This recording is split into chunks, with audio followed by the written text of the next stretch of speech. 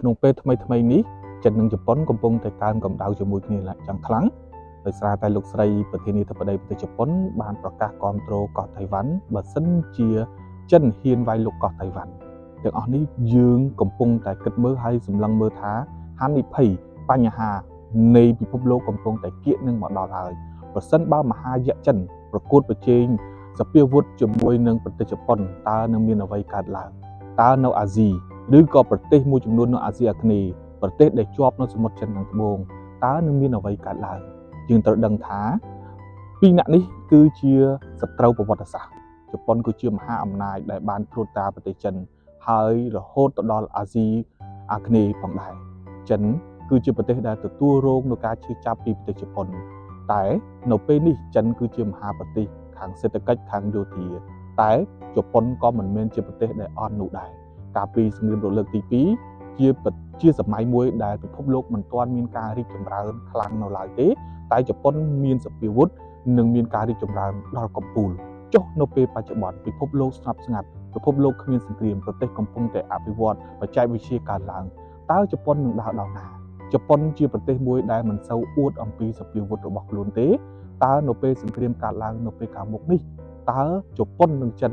នឹងបង្ហាញសពាវុធទំនើបយ៉ាងណាតើពិភពលោករបស់យើងនឹងទទួលរងនូវផលប៉ះពាល់អ្វីខ្លះតើប្រទេសមួយចំនួននៅលើពិភពលោកដូចជាកម្ពុជាផងដែរតើនឹងទទួលរងផលប៉ះពាល់អ្វីដែរយើងគិតអំពីចំណុចទី1គឺទំហំសេដ្ឋកិច្ចបច្ចុប្បន្នប្រទេសចិនគឺជាប្រទេសឈានមុខមួយធំជាងគេនៅកម្ពុជាដែល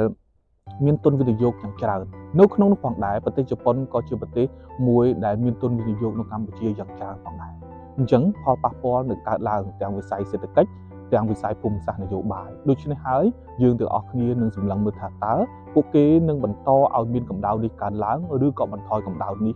ទៅវិញបើសិនជាកម្ដៅនេះនៅតែកើតឡើងហានិភ័យពិភពលោកនឹងជួបហើយ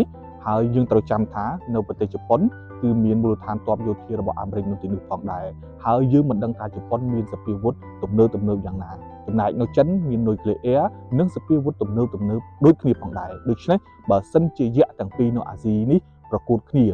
តើនឹងមានអ្វីកើតឡើងតើបណ្ដាប្រទេសផ្សេងយ៉ាងណាយើងត្រូវចាំថាដំរីជុលគ្នានោះដើមឈើព្រៃឈើស្មៅសម្មោចស្អានោះត្រូវច្បាស់ជាត្រូវជន់និងត្រូវកំទេចហើយដូច្នេះបណ្ដាប្រទេសមួយចំនួននៅអាស៊ីក៏នឹងទទួលរងឥទ្ធិពលផងដែរឥទ្ធិពលនេះខ្លាំងជាសង្គ្រាមរុស្ស៊ីនិងអ៊ុយក្រែនទៅទៀតជាសង្គ្រាមមួយដែលនៅគៀកផ្ទាល់នឹងអាស៊ីអាគ្នេយ៍របស់យើងតែម្ដងជាពិសេសប្រទេសកម្ពុជារបស់យើងក៏នឹងទទួលរងផលប៉ះពាល់វិស័យសេដ្ឋកិច្ចក៏ដូចជាភូមិសាស្ត្រនយោបាយនៅពេលនោះផងដែរ